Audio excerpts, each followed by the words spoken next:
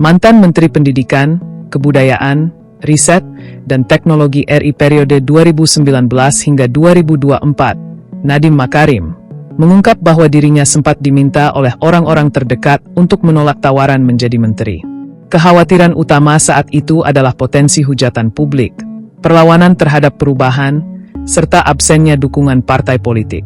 Namun, Nadiem menyatakan tetap menerima tawaran tersebut karena merasa terpanggil untuk membantu mengatasi krisis pendidikan nasional. Hal itu disampaikannya saat membacakan nota keberatan atau eksepsi atas dakwaan jaksa penuntut umum dalam sidang dugaan korupsi pengadaan laptop Ceromebook di Pengadilan Tipikor Jakarta Pusat, Senin, 5 Januari 2026. Dalam sidang tersebut, Nadiem menjelaskan bahwa hampir seluruh lingkaran terdekatnya menentang keputusan itu. Mereka menilai posisinya sebagai pengusaha sukses justru akan terancam secara finansial dan reputasi jika masuk ke dunia politik dan birokrasi. Meski demikian, Nadiem menegaskan bahwa panggilan negara dan tanggung jawab terhadap generasi penerus menjadi alasan utama dirinya menerima jabatan tersebut. Nadiem diketahui menerima tawaran langsung dari Presiden ke-7 RI Joko Widodo pada Oktober 2019 untuk bergabung dalam Kabinet Indonesia Maju bersama Wakil Presiden KH Maruf Amin. Dalam eksepsinya, Nadiem juga menyampaikan pandangannya terhadap sistem pendidikan nasional yang dinilainya telah lama tertinggal dan tidak berkembang seiring perubahan zaman.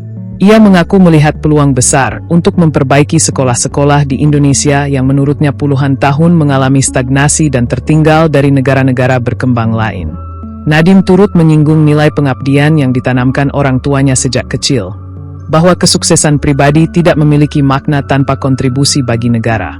Prinsip itulah yang disebutnya menjadi dasar pertimbangan saat menerima amanah sebagai Mendikbudristek.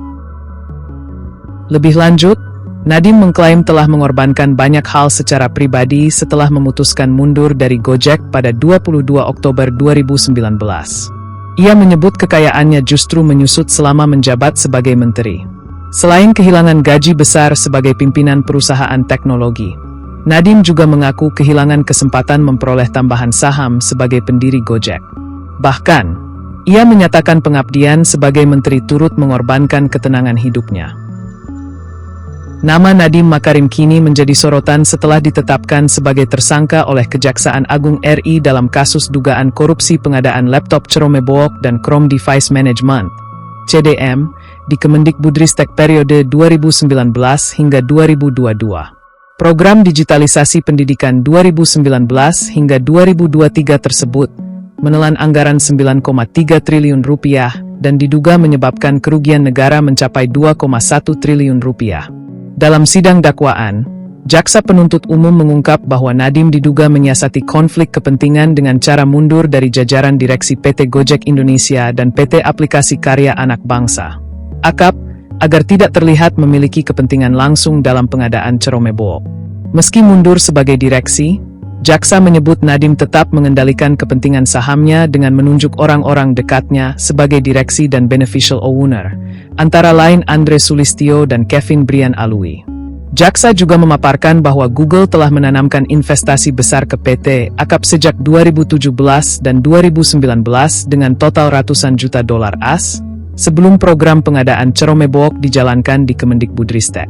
Akibat pengadaan tersebut, jaksa menilai negara mengalami kerugian sebesar Rp2,1 triliun, yang terdiri dari kemahalan harga Ceromebook sekitar Rp1,5 triliun dan pengadaan CDM yang dinilai tidak perlu serta tidak bermanfaat senilai Rp621 miliar.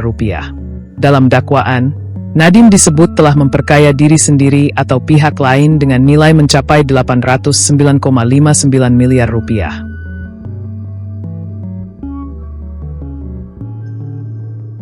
Download Tribun X sekarang, menghadirkan lokal menjadi Indonesia.